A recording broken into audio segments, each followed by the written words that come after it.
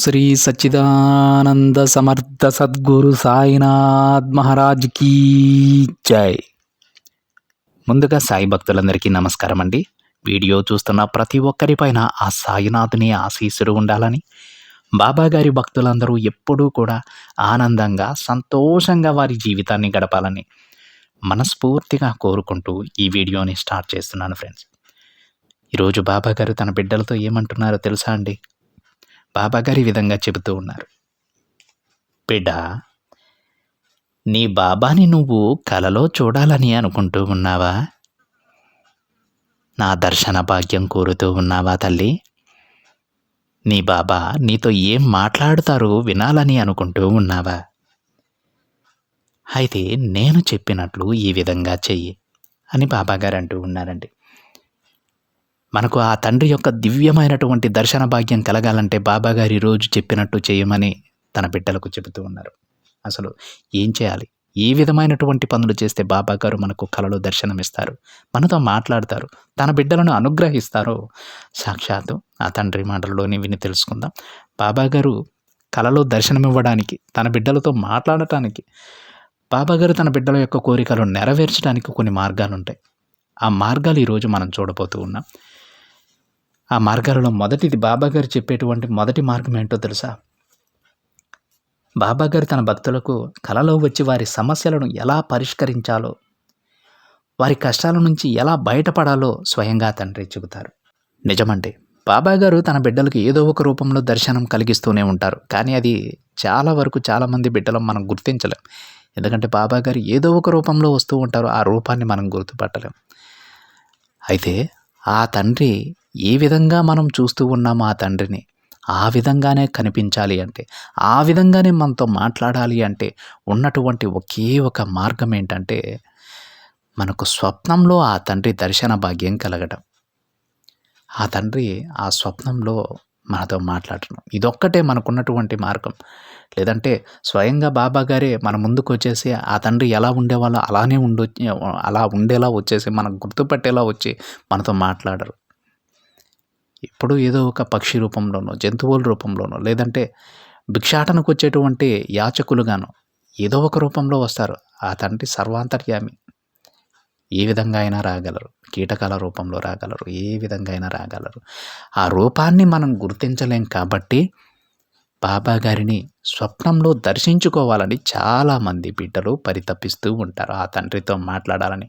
ఆ అనుభూతి ఎలా ఉంటుంది అంటే, బాబాగారిని మనం నిజంగానే చూస్తూ ఉన్నట్టు, ఆ తండ్రి మన ముందుకొచ్చి మనతో మాట్లాడుతూ ఉన్నట్లు మనకు అనిపిస్తుంది. అది కలలో అయినా సరే తప్పకుండా మనం ఆ అనుభూతిని పొందుతాం. ఎందుకంటే నిజంగానే బాబాగారు మనతో మాట్లాడుతూ ఉన్నారు కాబట్టి. అది స్వప్నంలో అయినా సరే మన అంతరాత్మని లేపి బాబాగారు మన ముందు కూర్చొని ఆ తండ్రి తన బిడ్డకు మాటలు చెబుతారు.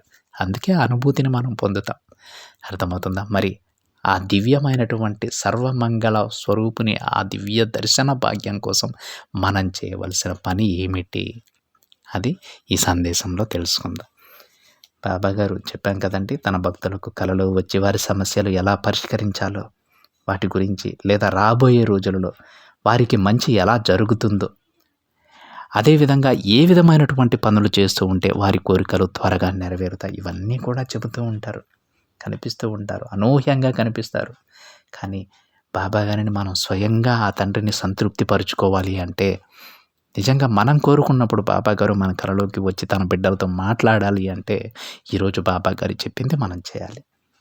కొంతమందికి బాబాగారు కలలో కనిపించి ఒక సందేశం చెబుతారు, కానీ ఏ సందేశం ఇచ్చారో ఉదయం లేచేసరికి మనకు గుర్తుండదు. కొందరికి ఒక ఫోటో రూపంలోనో, కొంతమందికి విగ్రహం రూపంలోనో, మరికొందరికి బాబాగారి గుడిలో ఉన్నట్టు, ఇంకొందరికి బాబాగారి పూజ చేసుకుంటూ ఉన్నట్టు, ఇలా బాబాగారు కలలో కనిపించి తన భక్తులకు దర్శనమిస్తూ ఉంటారు. కొంతమంది బాబా మీరు నా కలలోకి వస్తే బాగుండు అని అనుకుంటూ ఉంటారు. ఇప్పుడు నేను చెప్పే విధంగా చేస్తే తప్పకుండా బాబాగారు ప్రతి ఒక్క బిడ్డకి దర్శన భాగ్యాన్ని కల్పిస్తారు. అది ఎలా అంటే, బాబాగారు తన భక్తులకు చాలామందికి స్వప్న దర్శనం ఇస్తారని చెప్పుకున్నాం కదా. ఆ దర్శన భాగ్యం ఎలా కలుగుతుందంటే, భక్తులు కోరింది ఎప్పుడూ కూడా బాబాగారు కాదు అనరండి. ఈ విషయాన్ని ప్రతి ఒక్కరూ ఒప్పుకుంటారు కదా! తన ఏ బిడ్డ అయినా సరే బాబాగారి దగ్గర ఒక కోరిక పెట్టారు అంటే దానిని కాదు అని ససేమిరా అనరు. అయితే మీకు ఏం కావాలో అదే బాబాగారు అందిస్తారు. బాబాగారు ఏం చెప్తున్నారంటే, నేను సర్వాంతర్యామిని, ఎక్కడైనా ఉంటాను తల్లి. మీరు ఏది కోరినా సరే దానిని ఖచ్చితంగా తీరుస్తాను అని బాబాగారు తన బిడ్డలకు చెబుతూ ఉంటారు. ఇప్పుడు మనం పడుకునే ముందు ఒక శ్లోకం గనుక చదవగలిగితే, బాబాగారిని స్మరించుకుంటూ ఆ తండ్రిని మనసులో నిలుపుకొని ఈ శ్లోకాన్ని గనుక ఒక 11 సార్లు చెప్పగలిగితే ఆ తండ్రి యొక్క దర్శన భాగ్యం ప్రతి బిడ్డకి కలుగుతుంది. ప్రతి ఒక్కరూ ఈ శ్లోకాన్ని గుర్తుపెట్టుకోండి ఫ్రెండ్స్. పడుకునే ముందు విభూతి పెట్టుకొని ఈ మంత్రాన్ని ఒక 11 సార్లు జపించండి. ఆ మంత్రం ఏంటంటే, ఓం నమో నమః, సాయి నమో నమః, ఓం సచ్చిదానంద సద్గురు సాయినాథాయ నమః. ఈ శ్లోకాన్ని 11 సార్లు చెప్పుకొని పడుకోండి. తప్పకుండా బాబాగారు మీ కలలోకి వచ్చి ఒకవేళ మీ ఈ శ్లోకం కనుక కష్టంగా ఉన్నట్లు మీకు అనిపిస్తే మనస్ఫూర్తిగా ఆ తండ్రిని తలుచుకుంటూ సాయి సాయి అని ఆ తండ్రినే ధ్యానిస్తూ మీరు నిద్రలోకి జారుకోండి. తప్పకుండా బాబాగారి దర్శన భాగ్యం మీకు కలుగుతుంది. మీ సమస్యలకు పరిష్కార మార్గాన్ని ఆ తండ్రి తప్పకుండా మీకు అందిస్తారు. ఈ మంత్రం ఏంటి అంటే, బాబాగారిని మనం ప్రతిరోజు కూడా గుర్తు చేసుకుంటూ ఉంటాం కదా, ప్రతిరోజు కూడా బాబాగారి కోవెలకు వెళ్తూ ఉంటాం కదా, కానీ నిద్రించే ముందు మళ్ళీ బాబాగారిని గుర్తు చేసుకుంటూ ఆ తండ్రి ధ్యాసలోనే, ఆ తండ్రి పైన ధ్యాస ఉంచి పడుకున్నప్పుడు ఆ తండ్రి తప్పకుండా మనకు కనిపిస్తారు. మీ మనసులో దేని గురించి అయితే పదే పదే ఆలోచిస్తూ ఉన్నారో దానికి పరిష్కార మార్గాన్ని చూపిస్తారు. అందుకే ఈ మంత్రమే చెప్పాల్సిన అవసరం లేదు. మనస్ఫూర్తిగా బాబాగారి పైన పూర్తి భక్తి శ్రద్ధలతో సాయి అనేటువంటి ఒక్క మాట ఎన్నో వేద మంత్రాలతో సమానం. ఆ మాట చెప్పుకోండి చాలు.